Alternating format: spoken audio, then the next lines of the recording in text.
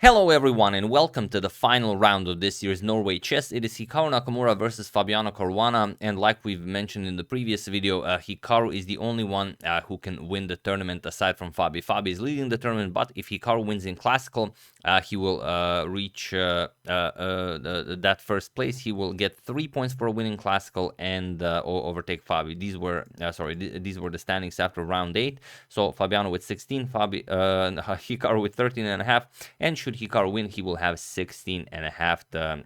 Fabi 16, and although Gukesh is very close, he cannot win the tournament. Even if he wins his classical game, that means Fabi has to lose. But if Fabi loses, that means Hikaru has won, and then of course again Hikaru wins the tournament. So that's the problem for Gukesh, but it's Hikaru and Fabi. They are battling it out for first place. Let's see what happened, as the opening choice is quite admirable for them and for us, the viewers.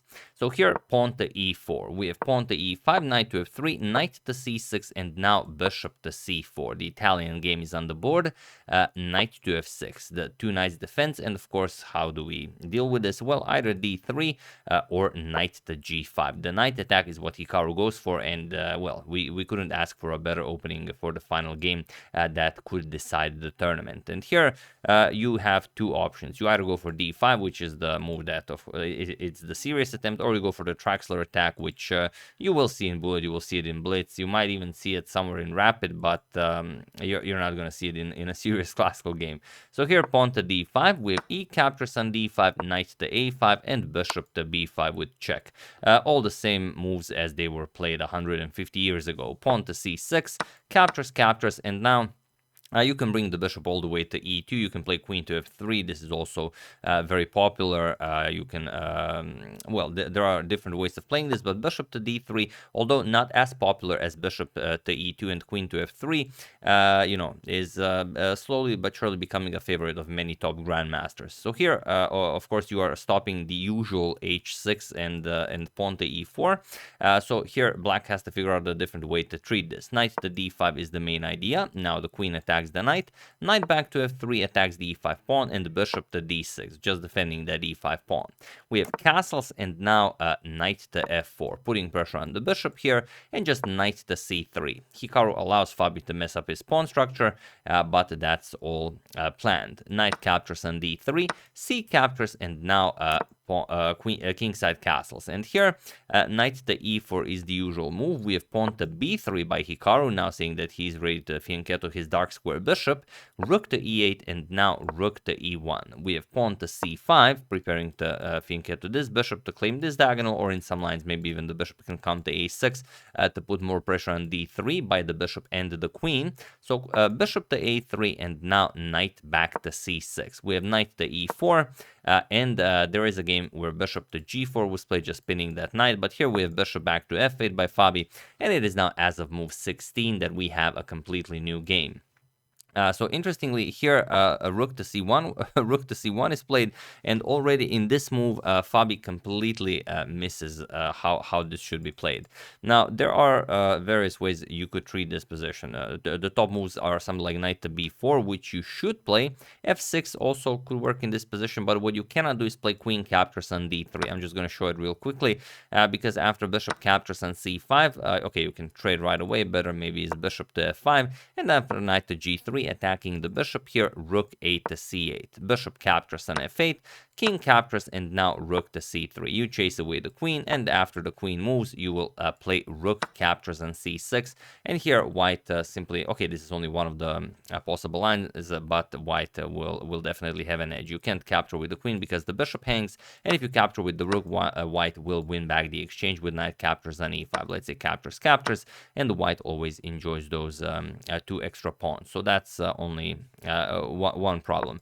Another thing, okay, knight to b4 is a possibility instead of queen captures on d3, and it is objectively best for black. But then, for example, bishop captures, pawn captures, and queen to c2, already it's not, well, it's a completely different game. Let's say bishop to g4, and black can be very, very happy. But instead, after rook to c1, Fabi played pawn to f5, and already this could be considered the losing move for Fabi, because the positions that will now happen, well, knight captures on c5 was played, just winning another pawn, and it's okay. Okay, in the two knights defense, when you go for this, you will often sacrifice a pawn. You will sacrifice a pawn definitely, and then whether or not you will sacrifice the second one depends. But here it is incredibly difficult to hold it for Fabi. Queen to d5 was played, and now Hikaru plays queen to c2. Here, I actually checked at depth 60 with a neural network and a Stockfish 16. Here, pawn to b4 is the best move, and it is a winning idea, as it is in most positions. And I can even show you what they come up with, like pawn to a6, queen to a4, and now bishop to e6. But now knight to g5, pressuring the bishop twice, bishop back to c8, and now knight c to e4. And now, I mean, beautiful stuff here by our good friends, the neural networks, and you cannot capture. If you capture, then you undouble your pawns, attack the queen, and once the queen moves, you play pawn to d4. And it looks silly. I mean, you just sacrifice the pawn, but what about the knight here? And why you play d4? Why not just capture here?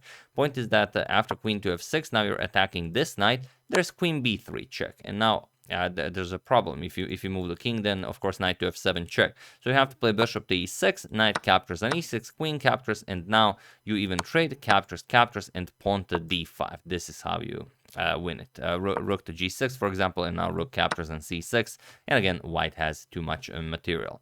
However, Hikaru played queen to c2, which is also a very fine move, and Fabi went rook to b8. And this, okay, maybe pawn to f5 is not the losing move, but rook to b8 is. Maybe rook to d8 should still...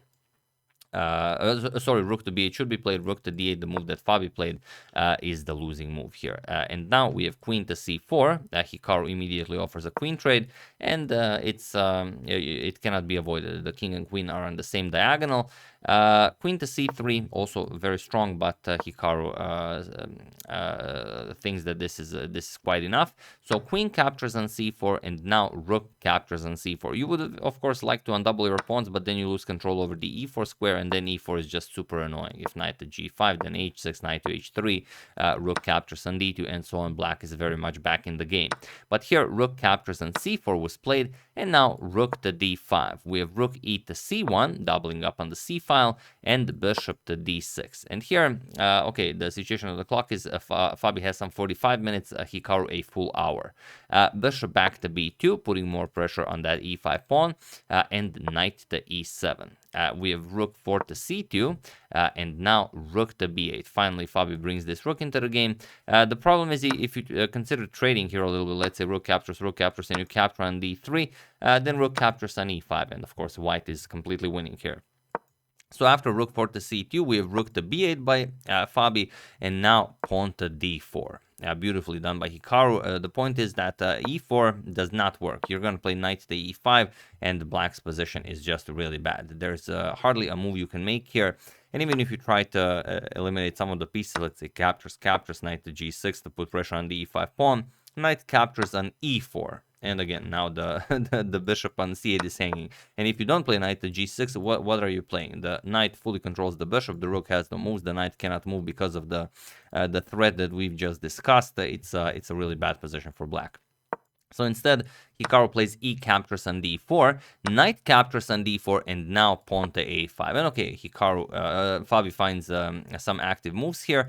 Knight to f3 and pawn to h6, stopping knight to g5, and now knight to a4. Here, d4 is also a very nice idea, but Hikaru has a different plan. Knight to a4, he wants to bring the rook up the board, and now, of course, the knight still cannot move because of rook captures on c8.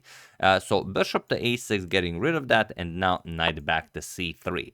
Rook to c5, and now bishop to a3, forcing some trades here. As Hikaru is up 2 pawns, any piece trade goes a long way for him. So rook to c6, bishop captures, rook captures, and now knight to a4. We have knight to d5, and rook to c6, just forcing more trades. Rook captures on c6, maybe rook b to d8 is a little bit better, but it's already hard to say at this point. Rook captures, and now knight to b4, putting pressure on the a2 pawn, but now rook to d6, and here comes bishop to b7. You cannot capture on a2, of course, as the bishop on a6 would hang, so bishop b7, and now knight back to c3. And now the problem is, yes, you're up 2 pawns, but that's not the worst of your problems. Black has no reasonable plan here. You cannot capture on a2. You cannot dislodge the knight. The rook cannot attack it. Of course, the bishop cannot attack it. It's a light square bishop. The knight is on a dark square. You cannot bring the rook, for example, to e2. This is covered by the knight. e1 is covered by the knight.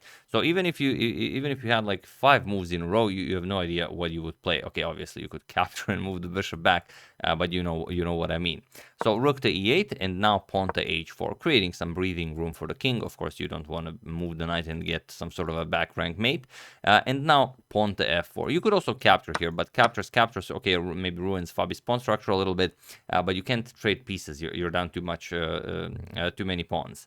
So instead, pawn to f4, a weird move, but what are you going to do? At least you keep that g pawn at bay. Rook to d4 now attacks the f4 pawn, and rook to f8. Fabi defends it, hopes that he can maybe hold this. We have knight to e5, rook to e8, and now knight to c4. Remember, Fabi only needs a draw to win the tournament. Pawn to f3, and now g captures on f3, bishop captures, and king to h2. We have knight to c2, and now rook to d3, putting pressure on the bishop back all the way to a8, and now king to g3, just solidifying and not allowing Fabi any counterplay. King to h7, knight to e3, and now knight back to b4. Attacks the rook, but just rook to d6. Not a problem, and you know that it's going to be very safe there. The knight needs 4 moves to reach that rook. Knight to c6, and now knight c to d5. We have rook to f8, and now knight to c7, attacking the bishop. You don't want this knight to move and then some sort of a rook to f3 check to happen. So you pressure the bishop. We have bishop to b7, and now knight to e6. Pressuring the rook on f8, rook to f7, and now pawn to f4. So you no longer have to worry about the rook coming to f3, bishop to a8, and now just pawn to h5. Paralyzing black even more. Rook to a7, and here we have pawn to a3, and the situation on the clock is Hikaru 3 minutes and Fabi 30 seconds on the clock. We have king to g8, now pawn to f5. Hikaru's pawns and pieces can just freely march forward. There is nothing Fabi can do here. Rook to e7, and now king to f4. We have rook to a7, and now pawn to d4, and it was in this position on move 55 that Hikaru Nakamura, or rather Fabiano Caruana, resigned the game, as there is nothing more to be done here. He's out of active moves, but mostly he is just down too much on time. He had 5 seconds on the clock, and okay, yes, there is increment, but there's no move that you can make. It doesn't really matter. The passed d pawn will start marching forward. You can create a passed pawn with a move like pawn to b4. I mean, you can do whatever you want here. You can even sacrifice on f6, put the king on f5 on g6, then start winning pawns even more. Maybe even checkmate the black king. Really, the sky is the limit in this position. Of course, Fabi knows this, and that's why he resigned.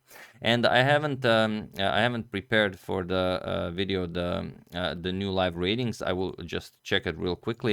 I don't want to misinform you guys, but yeah, of course, Hikaru is now the world number 2 in classical. He's up by 12 points, and Fabi world number 3 plus on +8. Of course, world number 4 Ding Liren, and world number 5 Yanni Pomnici, world number 6 Alireza Firouzja, and so on and so on. I will make at least one more video from the final round, and then we are going to enjoy the live ratings in their entirety.